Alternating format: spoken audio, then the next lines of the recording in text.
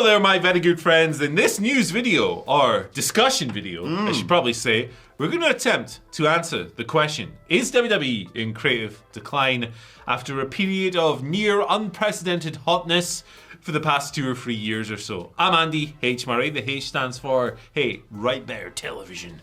Oh, madam. Yep. Hello.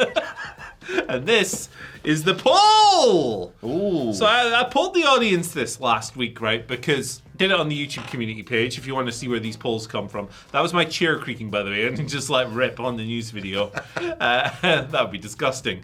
But, you know, a lot of discussion this year about WWE creative and is the product cooler than it was a year ago? I mean, it would be hard to be hotter than it was a year ago, to be fair.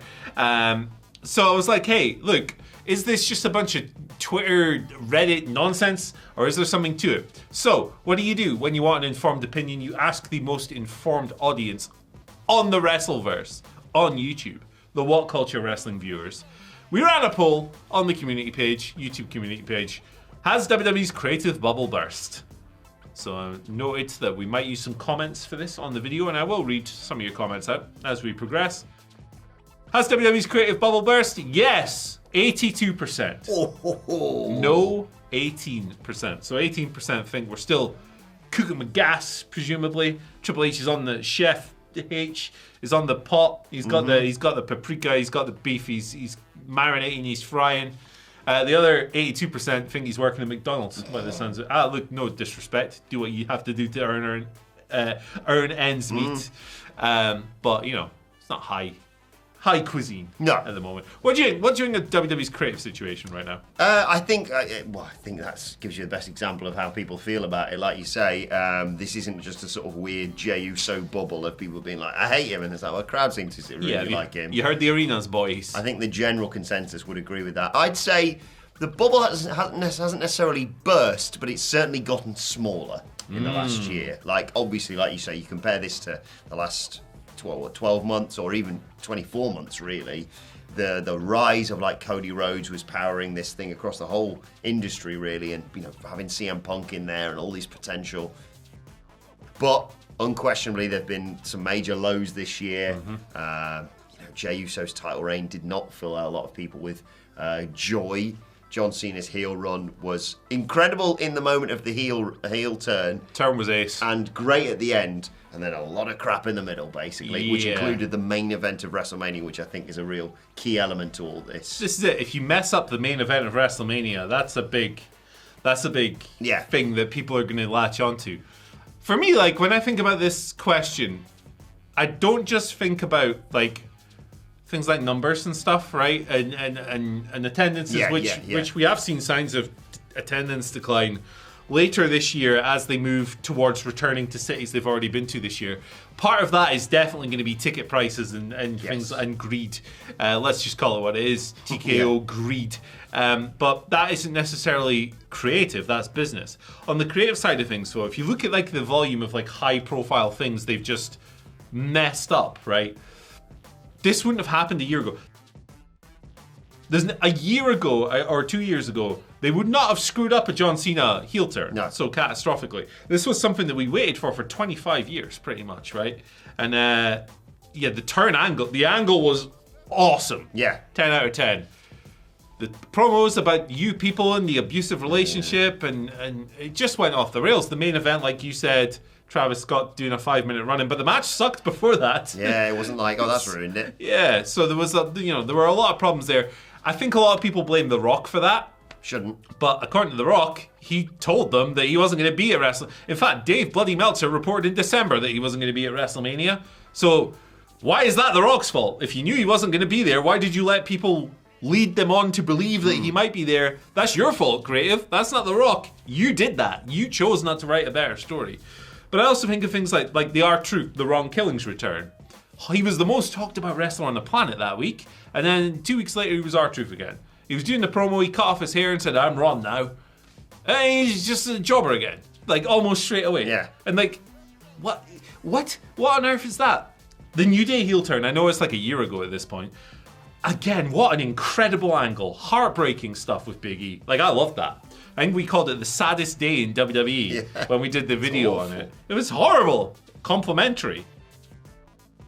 But like, okay, because didn't they win the titles at WrestleMania? Yeah. I was like, okay, start from now then. Yeah. It's not been great the start of the year, but now they're tag champs and they can be all like, this is the best tag reign we've had because you haven't got that bloody dead weight Big E with us or anything like that. And they were just like, where are we? Your bloody team sucks, doesn't it? Boo! And look, I think they just cheat. Like the hat stuff was great. Not all bad. Yeah, I was gonna say I laughed at Xavier Woods wearing a big hat. Yeah. Xavier Woods wearing a big hat doesn't match with the Big E angle, does it? Must be frustrating for them because they're obviously great. And they're just handed fantastic. like this and just like, Yeah. And they were doing these, like immediately after the angle, which I, again, loved the angle. They were doing these crap promos where they pipe in the boos and like, it's this artificial thing where it's like, they can't speak, they're getting so many boos. But every boo sounds suspiciously the same. And then you look at the crowd and half of them are sitting there, half of them are booing. It's like, this is clearly piped in. It's just, it's insulting to me as a viewer to get like a big angle like that and the Cena angle and the Ron Killings return and then for there just to be no follow-up. Again, Triple H would never have done this a year and a half ago. Brock Lesnar returning at SummerSlam. Yeah, I mean, I could do without him ever being around again, quite personally. Get ready. We got some comments from the thread that. Yeah, I'd love to know what other people made of this. So yeah, broadly people do believe it has declined creatively. Here's one from Rodney Haney, who said the bubble burst like a nuclear explosion when TKO bought them. I would say 2024 was pretty damn good, right? Especially WrestleMania. My goodness. Yeah, Goodness Cody gracious. literally finished the story in 2024. Yeah, and TKO bought them in 2023, although it didn't close until a while later, so you could pick hairs. Yeah, split but it was a sign of like financial intent, let's say. Yes, yeah, absolutely. So I can understand why you say that. Sean Patrick said WrestleMania 40 really felt like the series finale of WWE. Now we're just watching a spin-off. So similar again. I get that. I thought WrestleMania 40 was great. Rox Revenhart said when greed has taken over above story builds, character arcs, talent usage, TKO is destroying WWE with disgusting levels of greed. I don't disagree with the greed. Yeah, that's a major factor in all this, isn't it? I mean, flipping, what was it, $850 before fees to get into WrestleMania? Are you taking the piss? Yeah. Like, that's ridiculous. I could see 20 indie shows for that. But it's also, it also immediately affects your mood as a fan. Yeah. You're immediately there going, go on then, I've paid, 3-4 figures for this. Yeah. I want to be impressed. And then if they, I think people would have been more forgiving in previous years. It's still not ideal, but like if they want to do an angle, you're not like, you promised me a world title match and now you screwed me out of it. If it's something I'm invested in, but if it's like I've paid all this money and this is the finish that I get, I'm not coming back. This is it. If I pay $1,000 to get in, I want the best show I've ever seen in my life. And even if it's just a pretty good show, you're going to be upset because the investment doesn't match the return on stuff like this. Maybe it does for you. Maybe you still love it. Fair play. Can't argue with that. I got a more balanced take here, and I think this is, I agree totally. This is from Killer. Okay. It's the most reasonable Killer I know. Right. Who said, just like everything else, there will be highs and lows. From your favorite shows to your favorite game to your favorite hobby, eventually you'll slowly get sick of it and want something new, and then perhaps later you rotate back to it. Same idea goes here. If it's on the decline or is not perceived as being the best currently, take a break. It's okay. It'll be there when you come back to it. Yeah, I mean, WWE's not going out of business. No. So Killer is correct.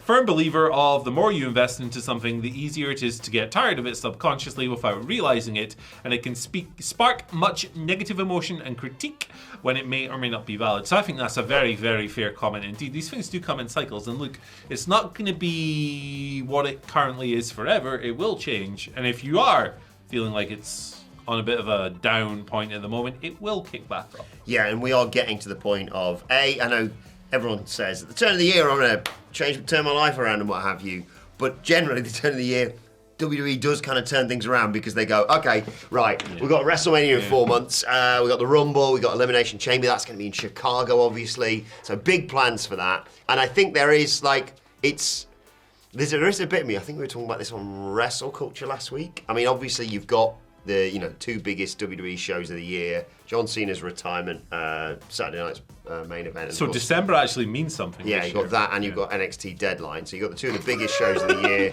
People are calling them the big two. Certainly in my house. But like we were talking about it on the WrestleCulture podcast about how, like, if all of wrestling, AEW included, or both wrestling companies, just said we're gonna have December off. Yeah. I think it'd benefit the industry. Like, people say we should have an off season. It's like, it doesn't really work. You couldn't have 3 months off. You had a month off. Yeah. December, you just give that back to the channel and say, show, the Die Hard or whatever. Yeah.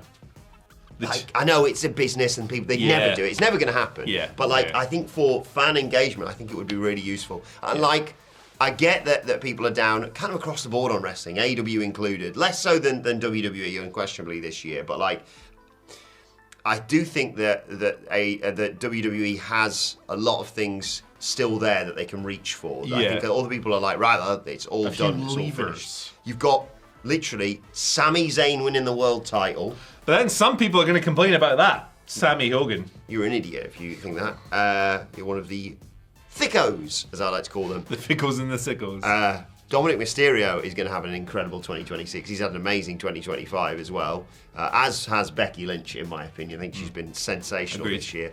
As with the Dom stuff, you've got the Liv Morgan return. You've got quite a few injury comebacks, actually, to build towards. Obafemi's just returned on NXT. He's going to be amazing when you add him to the main roster. Get ready for Brock Lesnar to squash him at WrestleMania. Yeah, well, we'll see. On current passage of life. Indeed. Yeah. So I think it's not like, oh, God, what have we got to do creatively? For me, I'd take the World Heavyweight Championship off CM Punk. Maybe not at the next available opportunity, but by the end of January. Because I think you reach, when people are like, oh, I'm not sure about all this, reach for the strongest thing you've got. And Punk Cody, main event of WrestleMania for the WWE Championship, is that thing for me. Yeah, it's going to be interesting to see what materializes, because currently there's not an obvious huge match, right, for WrestleMania. There's not an obvious headliner. Because, you think the past couple of years, we obviously had... Well, 3 years, really. We had Cody versus Roman twice in a row. Obviously, in WrestleMania 40, that ended up including The Rock for that Night 1 tag team match. And actually, that was great because The Rock's character work as the final boss was incredible. Some of my favourite WWE programming ever, when he was bloodying Cody Rhodes in the rain, and then he'd get on Instagram and call his dog head. And he's doing these great promos. Unbelievable work from The Rock. After you get through the two Cody versus Roman matches, it looks like you're going to do Cody versus The Rock, because you teased that on the night after WrestleMania 40 when The Rock handed him that thing. Then The Rock blew it up on Netflix, obviously. Yeah. But then it became, after the Elimination Chamber, Cena versus Cody, which, on paper, massive, obviously. This year, there's not really an obvious one, so it might be Cena versus Cody versus Punk. It might be that. It's kind of cursed to fantasy book The Rock in these scenarios because, number one, I don't think we've seen any concrete reporting on his status as of yet. Number two, the latest stuff on him was that he doesn't know if he's ever going to wrestle again. However, the Smashing Machine, which I've not seen yet, I do want to see it, didn't do so well in the box office. So, maybe Dwayne will be like, go back to wrestling for a bit. Who knows? I enjoyed The Smashing Machine. It's a strange film because if you know the story of Mark Kerr, it's not a tale that's going to be like, what a wonderful couple of hours in the cinema that was. But has he got a Scorsese film as well coming? Yeah, well, maybe that... Is that real? I don't know. I just heard about this. Either way, he'll be an Oscar winner when he walks into WrestleMania next year. So... You got that. Put his Oscar on the line. Get him versus Paul Walter-Hausen, and they can put their. He's got Emmy or Golden Globe. He's got amazing loads of awards. He's great. Well, no, he's not great actually. He took the title off Simon Miller, so screw him. But Paul Walter-Hauser, we're coming for you. We're gonna take you down. I'm not. He's probably beat me up quite easily. But we got Simon Miller on our side. So. We do, and we've got the Eel. As we like to call him, the difference maker. Yeah, that's him. He's a wild card boy. You don't know who he's. Genuinely was a bit concerned on SmackDown when Paul Heyman was eyeing up a new member of the War Games team. I was going to see the Eel pop up. It's like Zack Ryder and the Eel on the same show. What's going on? Eel electrocutes everybody. That's what he does. God, I was reading about that. What was it? What was the match with the in WCW? Eel on a pole. I mean, I wouldn't be surprised in Vince Russo's booking. Jesus Christ. Doomsday Cage. They put Viagra on there. What's the stopping a heel? Judy Bagwell was on a forklift, for goodness sake. Well, that was good. We're talking about the bad matches that they did. Rest in peace, Judy Bagwell. Yeah, but let us know what you think in the comment section below about the creative situation. I got there seem to be certainly among online fans, maybe a bit of a malaise overall American wrestling this year. But I do think that... But to echo the thoughts of, what was he called? Murderer? Killer. To echo his thoughts. Yeah, if you are kind of like burnt out, take a break. Take some time off. You know what's going to happen in the next few weeks. It's going, well, certainly in WWE, it's going to be War Games build. So if you go, and it's not going to really affect the title picture that much, really. Mm-hmm. So if you want to come back at the start of December, that's fine. Yeah, exactly. You can always take breaks. I mean, we cover it. We can't. We can't. Yeah. But if you... But I do want to go on holiday. Yeah. I'd go... Wrestling vacation. Yeah. You have that luxury if you're a fan and you're not relying on it to make money.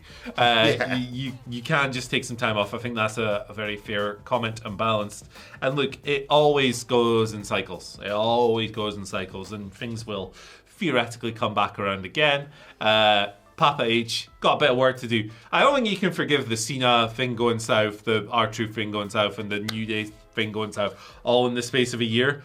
He does deserve the criticism, in my view. He messed those up, him and his team.